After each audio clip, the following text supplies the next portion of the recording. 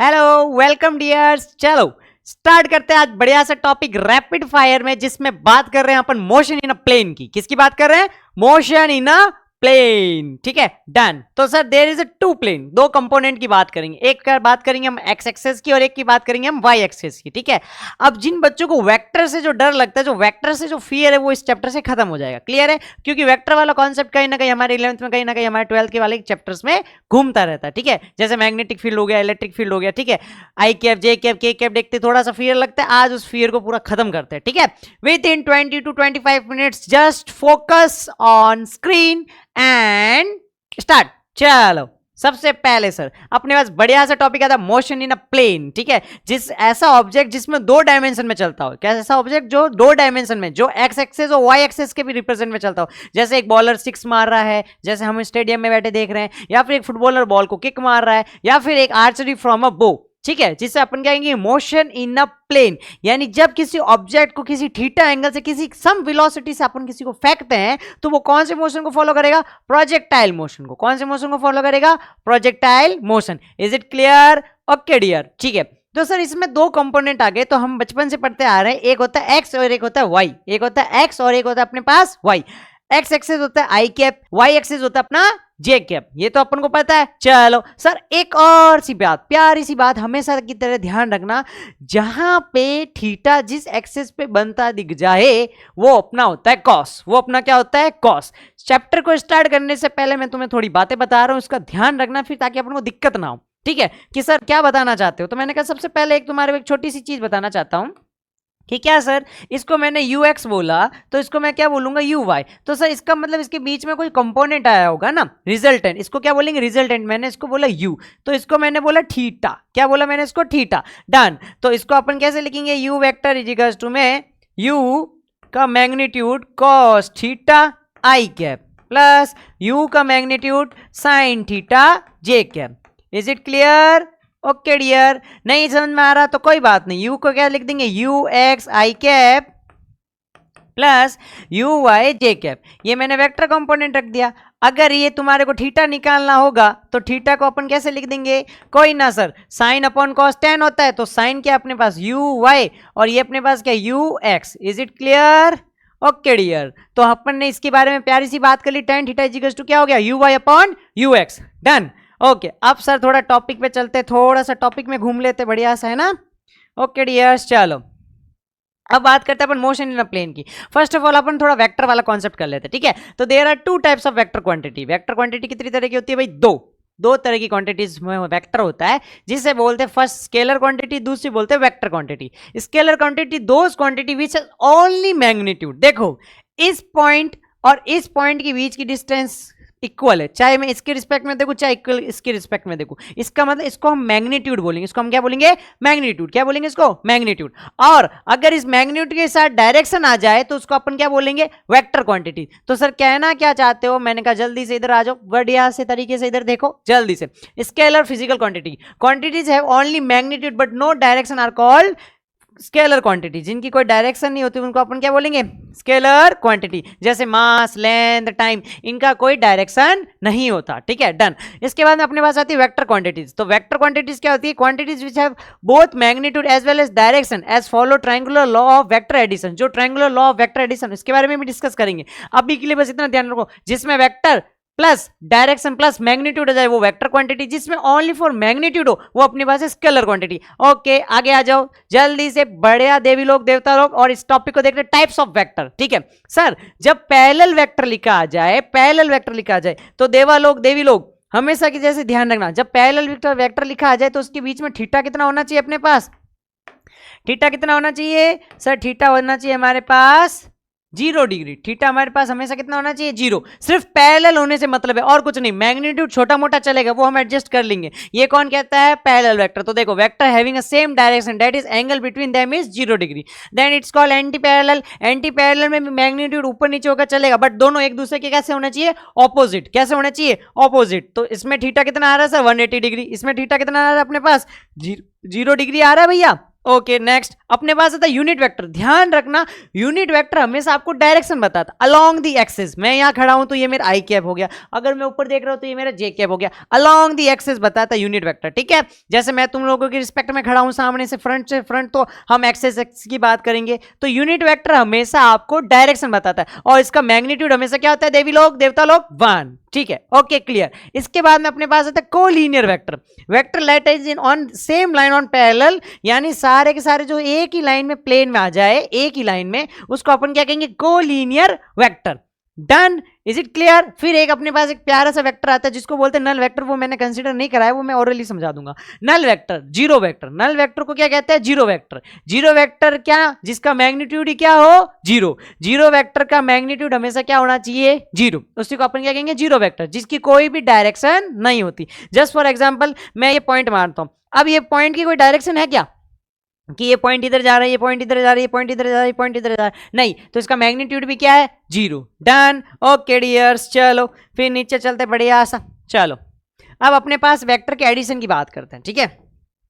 Addition से पहले resolution of vector, जो मैंने आती अभी क्लास में बता दिया कि सर एक कंपोनेंट कॉस का, एक कंपोनेंट साइन का, बीच में रिजल्टेंट, और जो थीटा बना वो अपना क्या है, कॉस के साथ बना, बस, ठीक है, डन। अब इसके बाद में अपने पास क्या आता है सर, बढ़िया सी चीज क्या आता है अपने पास, मैथमेटिकल ऑपरेशन। कुछ नहीं करना है, ए वेक्टर जब बी वेक्टर के साथ ऐड करना होगा तो आई कैप वाला सिर्फ आई कैप के साथ जाएगा, जे कैप वाला सिर्फ जे कैप के साथ जाएगा, और के कैप वाला सिर्फ के कैप के साथ जाएगा। इसका मतलब ए प्लस बी एडिशन में क्या हो जाएगा, इसको बोलेंगे वेक्टर एडिशन। लो, A vector plus B vector अपने पास आ गया, a1 plus a2 I cap, b1 plus b2 J cap, plus c1 plus c2 K cap. जो जुड़ रहा है उसे जोड़ दो, लेकिन आई कैप के साथ, जे कैप के साथ, के कैप के साथ। डन। इसी तरह से सब्ट्रैक्शन में भी अपने पास क्या आ जाएगा, minus a1 minus a2, minus करना, ठीक है, b1 minus b2, okay, c1 minus c2। Is it clear, done, okay dear. फिर अपने पास एक प्यारे से दो रूल्स आते हैं जिनको अपन रूल्स को कहेंगे, एक तो आता है ट्रायंगल लॉ, एक क्या आता है अपने पास, ट्रायंगल लॉ। ट्रायंगल लॉ क्या कहता है अपने पास, ट्रायंगल लॉ हमें ये बताता है A vector plus B vector equals to अपने पास आता है सी वेक्टर, यानी ये दो वेक्टर किसी तीसरे रिजल्टेंट की साइड की डायरेक्शन को बताते हैं, ठीक है, डन। अब आपको इस फॉर्मूले को दिमाग में बैठा देना है। ये फॉर्मूला क्या है, tan alpha equals to b sine theta upon में a plus b cos theta, उनका मैग्नीट्यूड।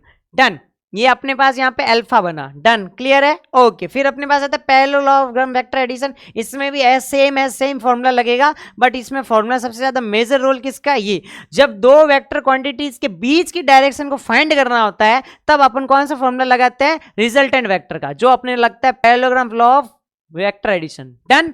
तुम लोगों को वापस ध्यान देना, जो वेक्टर्स क्वांटिटी होती है, जैसे फोर्स हो गया, मैग्नेटिक फील्ड हो गई अपने पास, तो उनके अंदर जो रिजल्टेंट फॉर्मूला लगता है वो ये लगता है, आर इजिकल्स टू रूट में A square plus B square plus 2ab cos theta. Done. और अगर उनका रिजल्टेंट एंगल निकालना है, ये किसका फॉर्मूला है, रिजल्टेंट एंगल का, तो tan अल्फा इजिकल्स टू क्या आ जाएगा, b sin थीटा अपॉन में mod a plus mod b cos theta, okay. फिर लामीज थ्योरम आती है। लामीज थ्योरम आपको कंपोनेंट बताती है, क्या बताती है, कंपोनेंट, किसके साथ क्या बन रहा है। जस्ट फॉर एग्जांपल, जैसे ये अल्फा, अल्फा कौन से प्लेन में बना, साइन अल्फा के, बीटा कौन से प्लेन में भाई, साइन बीटा के, और ये कौन सा है, गामा। डन। तो a upon sine alpha, b upon sine beta और c upon sine gamma. Lami's theorem का रोल कहाँ रहता है, मेजरली आपके फोर्स इक्विलिब्रियम में। किस में रहता है, फोर्स इक्विलिब्रियम में किसका रोल रहता है, लामीज थ्योरम का, ओके डियर। चलो डोंट फियर, ओके। अब सर अब प्यारे से सुंदर से टॉपिक पे आते हैं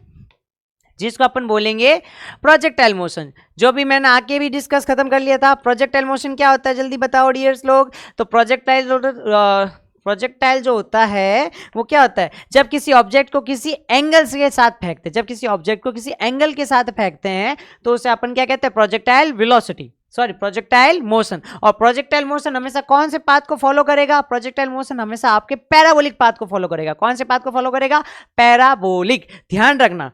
डन, ओके। फिर अपने पास एक चीज आपको हमेशा की जैसे ध्यान रखनी है, जब हमने डिस्कस कर रखा है पहली वाली क्लास में भी, कि जब किसी ऑब्जेक्ट को ऊपर फेंकते हैं तो माइनस का जी लेते हैं, सही है, और जब किसी ऑब्जेक्ट को जब नीचे आ रहा होता है तो उसको प्लस का जी लेते हैं। डन, क्लियर है। और इस एक्सिस पे, इस एक्सिस पे जो इसको बोलते हैं हॉरिजॉन्टल, इसको क्या बोलेंगे अपन, हॉरिजॉन्टल एक्सिस पे एक्सेलरेशन का जो पार्ट होता है वो क्या होता है 0, और वर्टिकल कंपोनेंट में एक्सेलरेशन का पार्ट होता है जो क्या होता है अपने पास माइनस का g। Okay done. अब अपने को एक प्यारी सी बात ध्यान रखनी, इसमें 3 सिस्टम्स आते हैं, 3 तरह के फॉर्मूला आते हैं। एक आता है टाइम ऑफ फ्लाइट, एक आता है आपका रेंज, और एक आता है आपका मैक्सिमम हाइट। एक आपका मैक्सिमम हाइट आ रहा है, एक आपका रेंज आ रहा है, और एक आपका पूरा टाइम ऑफ फ्लाइट आ रहा है। टाइम ऑफ फ्लाइट क्या कहता है, टाइम ऑफ एसेंट, चढ़ने का टाइम, उतरने का टाइम, टाइम ऑफ डिसेंट, चढ़ने का टाइम और उतरने का टाइम, दोनों टाइम को ऐड करेंगे उसी को अपन क्या कहेंगे, टाइम ऑफ फ्लाइट। चढ़ने का टाइम, चढ़ने का टाइम प्लस उतरने का टाइम, इसी को उसी को क्या कहेंगे अपन, time of flight, 2t, t equals to t plus t equals to क्या आ गया, 2t। डन है, ओके क्लियर। चलो फिर उसके बाद अपने पास फॉर्मूला बताया जो मैंने तुम्हारे को, फॉर्मूला क्या है अपने पास, क्या है जल्दी से बताओ, टाइम ऑफ फ्लाइट का 2u sin theta by G, range का फॉर्मूला क्या अपने पास u square sine 2 theta by G, और हाइट का क्या u square sine square theta by 2g। चलो क्लियर, ये देखो अपने पास फॉर्मूला आ गया ना डियर। इक्वेशन ऑफ ट्रेजेक्ट्री, अब इक्वेशन ऑफ ट्रेजेक्ट्री का फॉर्मूला क्या है, y equals to x tan theta minus half g x square u square cos square theta equals to में क्या आ जाएगा, इसी को इसको फॉर्म में क्या लिख देंगे, x tan थीटा बराबर में 1 माइनस एक्स बाय आर। ये आपके पास इक्वेशन ऑफ ट्रेजेक्ट्री जो क्वेश्चंस में बनती है, और क्वेश्चंस का हमेशा पैराबोलिक फॉर्म आपको ऐसे दे रखा होगा, आपको एग्जाम में कुछ इस तरीके से क्वेश्चंस दिखेंगे, y equals to 16x minus b, यहाँ पे देख लो, यहाँ पे आ जाएगा 64 ले लो, 64x स्क्वायर। हाँ इस तरह से कुछ फॉर्मूले से बेस क्वेश्चंस बनेंगे, y equals to 16x minus 64x square. तो पूछ लेंगे तुम्हारे को एंगल निकालना है, तो एंगल निकालने के लिए अपन इनका यूज कर लेंगे। डन है, ओके ठीक है। अब अपने पास नेक्स्ट अपने पास प्यारी सी चीज आती है जो आधा मोशन आता है। कैसा मोशन आता है, आधा, जिसे अपन क्या कहेंगे, हॉरिजॉन्टल प्रोजेक्टाइल। हॉरिजॉन्टल प्रोजेक्टाइल में चीज आधी हो जाएगी, हॉरिजॉन्टल प्रोजेक्टाइल में चीज क्या हो जाएगी, आधी। ध्यान रखना यहाँ पे अगर कोई एक पर्सन खड़ा है, यहाँ पे कोई पर्सन खड़ा है, ठीक है, यहाँ एक कोई पर्सन खड़ा है, और वो पर्सन यहाँ से एक बॉल फेंक रहा है, यहाँ से एक बॉल फेंक रहा हो, चाहे यहां से एक बॉल फेंक रहा हो, चाहे यहां से एक बॉल फेंक रहा हो, तीनों का टाइम सेम रहेगा, तीनों का टाइम सेम रहेगा ड्यू टू फ्री फॉल। तीनों एक साथ ही बॉल गिरेगी। ध्यान रखना, एक जादूगर, एक सर्कस वाला बंदा ऐसे ऐसे ऐसे ऐसे बॉलों को कंट्रोल कर रहा है, तो जो पहली बॉल है और जो लास्ट वाली बॉल है, इन दोनों के बीच की जो वेलोसिटी रहेगी वो रहेगी सेम। ठीक है, डन, ये क्लियर ध्यान रखना तुम लोग। तो कहने का मतलब ये है मेरे पास कि जब एक पर्सन एक बॉल को गिराता है, 3 बॉलों को गिराता है, तो तीनों एक साथ आएगी, भली डिफरेंट डिफरेंट पाथ से जा रही हो, ऐसे ऐसे ऐसे। समझ में आ गया? ये अपने पास प्रोजेक्टाइल है। ये क्या है अपने पास? प्रोजेक्टाइल। Done, okay dears. चलो अब इसके बाद में अपने को ध्यान रखना है कि क्या सर, इसके बाद में अपने को ध्यान रखना है कि इस बॉल को आगे कौन लेके जा रहा है। देखो, तो बॉल को आगे हॉरिजॉन्टल कंपोनेंट लेके जा रहा है, और नीचे कौन लेके आ रहा है? Vertical component. एक टाइम बाद में वो बॉल पूरी ग्राउंड सरफेस पे रीच कर रही है। डन है, ओके। फिर अपने पास क्या आता है सर? फिर इसमें इसकी इक्वेशन ऑफ ट्रेजेक्ट्री क्या आती है सर? इसमें इसकी इक्वेशन ऑफ ट्रेजेक्ट्री क्या आती है? y equals to half g t square, और इक्वल्स टू में क्या आ जाएगा? जी एक्स स्क्वायर बाय अपने पास क्या आ जाएगा? 2u square. डन। फिर अपने पास आता है इसका टाइम ऑफ फ्लाइट। इसका टाइम ऑफ फ्लाइट कुछ नहीं हो जाएगा, t इक्वल्स टू क्या आ जाएगा? रूट में 2h अपॉन जी। इसका मतलब इसमें एंगल नहीं आ रहा है। प्रोजेक्टाइल मोशन में जब अपन ओरिजिन से किसी चीज को फेंकते तब एंगल आ रहा होता है। डन। अब इसके बाद में अपने पास इसमें भी रेंज आता है, तो इसका रेंज का फॉर्मूला क्या हो जाएगा? ut। तो यहाँ पे t की वैल्यू रख देंगे, तो क्या आ जाएगा? u रूट में 2h बाय जी। इसी तरह से v इंस्टेंटेनियस पता करना होगा, तो v इंस्टेंटेनियस का क्या हो जाएगा भाई अपने पास? v इंस्टेंटेनियस इक्वल्स टू क्या हो जाएगा? रूट में vx square plus vy square. फिर अपने पास इसकी vx को क्या लिख सकते हैं सर? vx को हम क्या लिख सकते हैं सर? u, और vy को क्या लिख सकते हैं? gt। डन। तो इसके बाद में जैसे इसकी फॉर्मूले वैल्यू पुट कर देंगे, तो u स्क्वायर इक्वल्स टू क्या जाएगा? 2gy। Okay, done.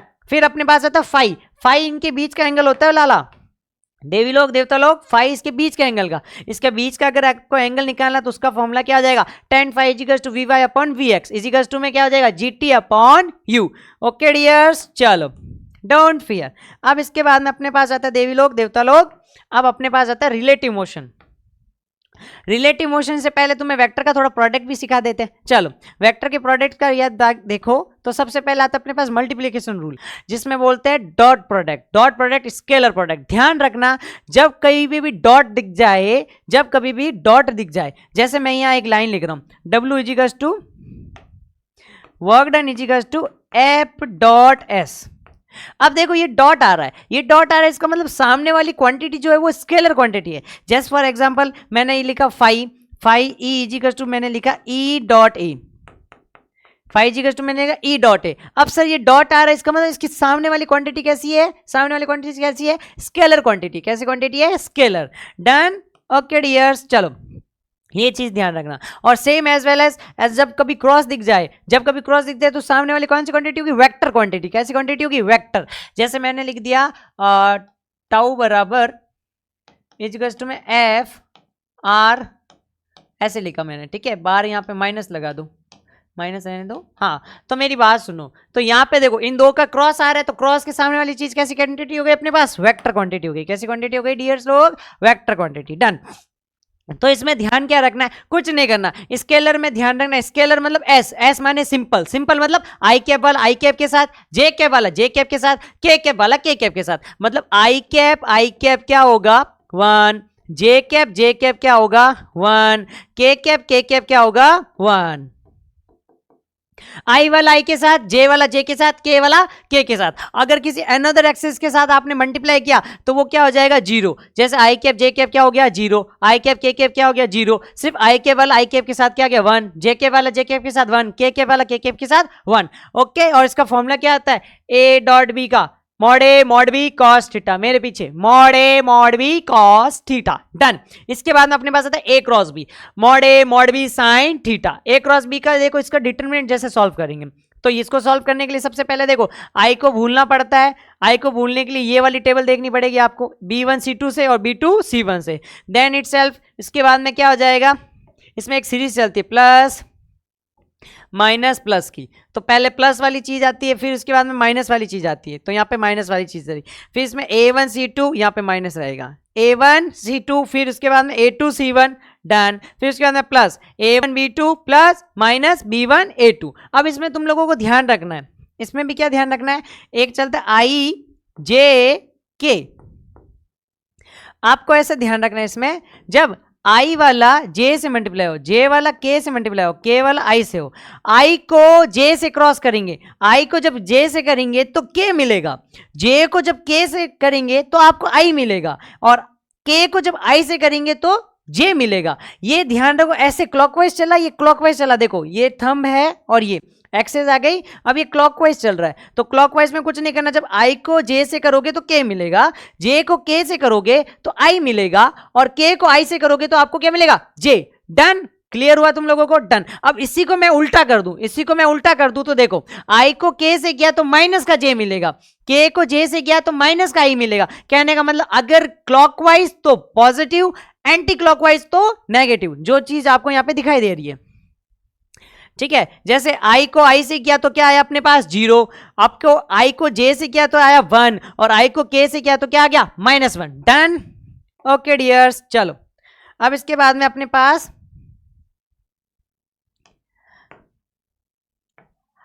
पास एक बढ़िया सा टॉपिक आता है जिससे बोलते हैं अपन सर्कुलर मोशन। ठीक है, सर्कुलर मोशन। सर्कुलर मोशन में 3 चीजों को ध्यान रखना है। एंगुलर डिस्प्लेसमेंट जो दिख रहा है आपको, यह थीटा के angular displacement L equals to R theta. Done. तो थीटा इजिकल्स टू क्या हो जाएगा अपने पास, थीटा को अपन क्या लिख देंगे L/R, थीटा को अपन क्या लिख देंगे L/R। क्लियर है? डन। अब इसके बाद में अपने को ध्यान रखना, एक आता है angular velocity, rate of change of angular displacement. Rate of change of angular displacement is called angular velocity. Omega, omega को प्यार से क्या लिखते हैं 2π/t, और ओमेगा को प्यार से क्या लिखते हैं 2πf, जिसकी यूनिट क्या होती है रेडियन पर सेकेंड। रेडियन पर सेकेंड। ध्यान रखना थीटा की यूनिट होती है रेडियन। ये कैसी यूनिट है, सप्लीमेंट्री यूनिट है। कैसी यूनिट है, सप्लीमेंट्री यूनिट। डन। अब इसके बाद में अपने पास आता है v equals to omega r, यानी यहाँ पे v लीनियर वेलोसिटी है, ओमेगा क्या है पास एंगुलर वेलोसिटी। डन। उसके बाद अपने पास आता है angular acceleration, alpha equals to d omega by dt। तो ए इज इक्वल टू क्या हो जाएगा, alpha into r, linear acceleration, जहां ए को क्या बोलेंगे, लीनियर एक्सेलरेशन। ध्यान रखना इन सर्कुलर मोशन में हमेशा v वेरिएबल रहता है और स्पीड क्या रहती है, कांस्टेंट। सर्कुलर मोशन में स्पीड क्या रहती है, कांस्टेंट, और v क्या रहता है, वेरिएबल। तो वो कौन सा है, यूनिफॉर्म सर्कुलर मोशन। वो कौन सा है, uniform circular motion. Okay done, इस चीज को तुम लोग ध्यान रखना भैया। ओके देवी लोग, देवता लोग, चलो आगे देखते हैं। अब इनकी इक्वेशंस देखते हैं, इनकी इक्वेशंस मोशन में क्या इफेक्ट डालती है। इनकी equation of circular motion, omega final बराबर omega initial plus alpha T. इसी तरह से थीटा आपका एंगुलर डिस्प्लेसमेंट है, omega initial T plus half alpha T square. इसी तरह से omega final minus omega initial is equal to क्या गया, 2 अल्फा थीटा।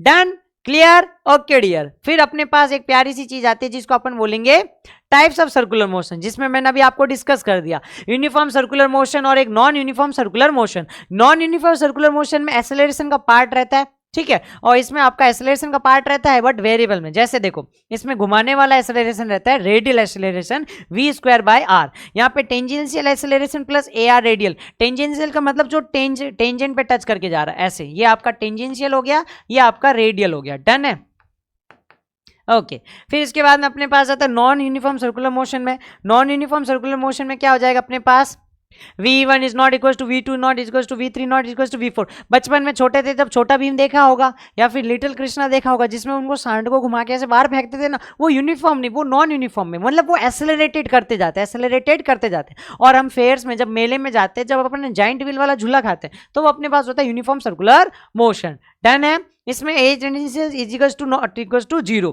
ठीक है डन। इसके बाद A R is equal to V square by R, A net इसमें क्या हो जाएगा, A square T square plus A R square. Clear है।